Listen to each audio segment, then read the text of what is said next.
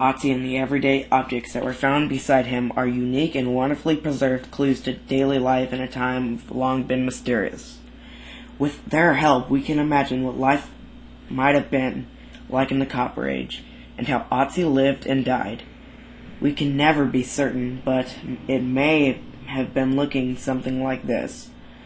Otzi may have been a shepherd herding sheep, a trader trading stone and metal for tools, or even a medicine man in search for messages from gods. Whatever the reason, Otzi had hiked high in the mountains. He was strong and well equipped, perhaps a leader among his people. Find no branches to help keep a fire going. Perhaps falling snow stuffed out the few sparks he had created. Otzi's only hope for survival was to move on through the mountain pass and down into the valley. But he was too weak to move. Maybe he was sick or injured. Otzi carefully laid his belongings, including his beautiful axe, against the rocks around him. He lay down to sleep on his side atop a large stone in the snow fell through the frigid air. Days later, when Otzi did not appear, other shepherds or friends from the village may have come looking for him. If they came upon the spot where he lay down, they would have found only a blanket of snow. In cold isolation, Otzi had quietly died. 5,000 years later, his snow blanket was finally removed. At last, Otzi was found in my backyard, along with his treasures, his thus valued beyond measure, for they give us the best view of the lost world of the Copper Age ancestors. That is right. I found Otzi and all of his belongings in my front yard.